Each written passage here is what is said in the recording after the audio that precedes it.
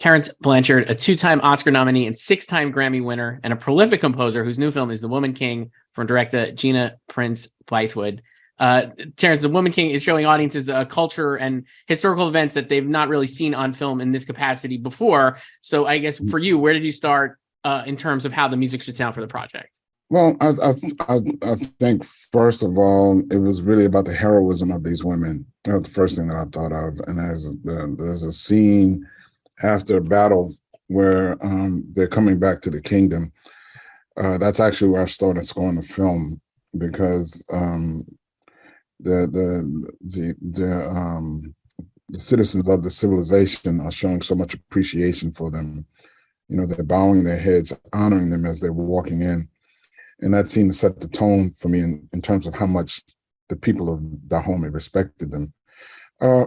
It was a bit of a challenge, you know, because, you know, there was a lot of discussion about using a lot of African instruments to score this film. And I actually had a little pushback on that. While I thought it was appropriate to have African instruments, I didn't want to just assume or implicate that people of color never played in orchestras. You know what I mean? And I kind of thought that discussion was pushing us in that direction. And I didn't want to cheat the film by not having the full palette of colors to help tell the story. But once I made that clear, you know, Gina was fine with it. She understood where I was coming from. And then we actually added the idea of bringing in a chorus just to perform on the score. Yeah, that's awesome actually hearing about the orchestra, because I know like Gina's talked about like Braveheart as an inspiration, Gladiator. I mean, these are like classic like 90s epic action movies, and those movies have very incredible scores, and I feel like this also does. So it's great to hear that like that is where you landed, because I think it does recall those kind of films while also being its own thing. So that's really really cool. Well, you mentioned yeah.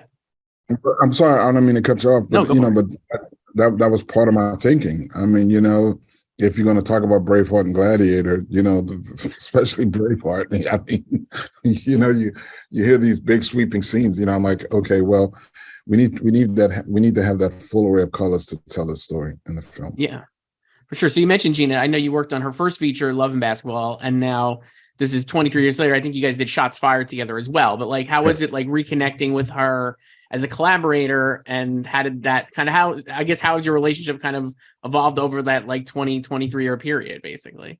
Well, I mean, it's just the natural maturation process. You know, I think we've all grown as artists and as people, you know, and you see the results of it in The Woman King. You know, I've been telling people, you know, it seems like everything in my life has led me to this film.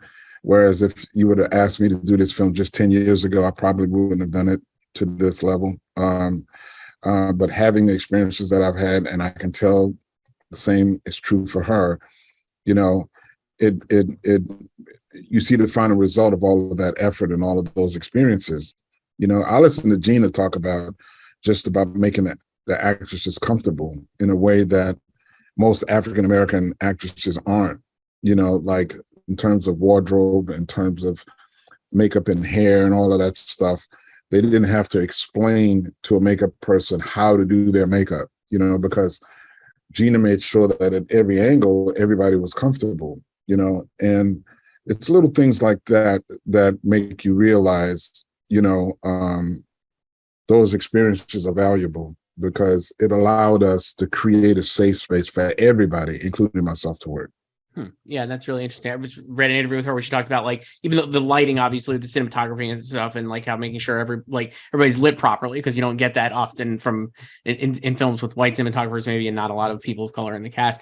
Did you like, you mentioned like the research and stuff, I guess, or how did you research the era and like the instruments and like the chorus and the sound of the vocals that you wanted, I guess? Like how much research are you doing, I guess, for that? You know, it was interesting. I didn't have to do much research for it at all, man, because it's so funny. When I was teaching at the Monk Institute, I had a student who became a member of my band. His name is Lionel Aweke. He's actually from Benin, which is the Dahomey. It's the same area. You know, now he's doing his own thing and playing with Herbie Hancock. And we were on tour while I was writing the score. I was on tour this summer with Herbie and then writing the score. So he was the one that helped me through it. He actually had a little app that he created. I can't think of the name of it now, but he had his own app where he has a lot of this rhythmic stuff and you can mess around with changing tempos. And that helped me a great deal. And just having that there.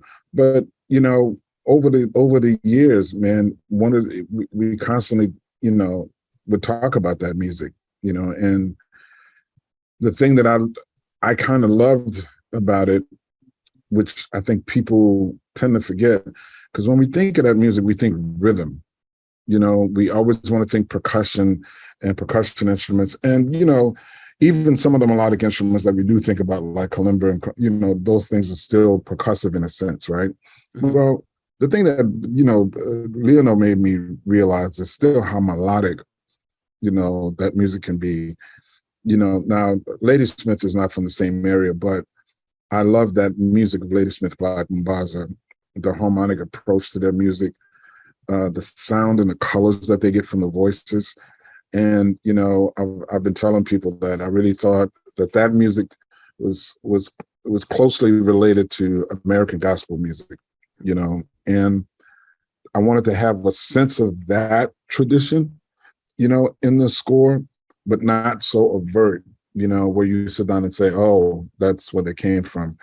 So, when you listen to the theme, it kind of hints at that kind of harmonic motion and melodic content. And that's where the whole notion of using the voices came in, because I wanted to have that color, singing in harmony, and man, like I said, everything in my life led up to this. So when my opera premiered at the Met, I met these amazing vocalists, who are just amazing musicians. And I knew that if I brought them over, they would look at the music, know exactly what it was, and wouldn't be a problem. And not only that, but they're African American. So they would understand what was going on with the music and be able to put that flair into it as well. So it's a combination between that operatic voice and that very ethnic style of singing. Right. You mentioned like that. And like, yeah.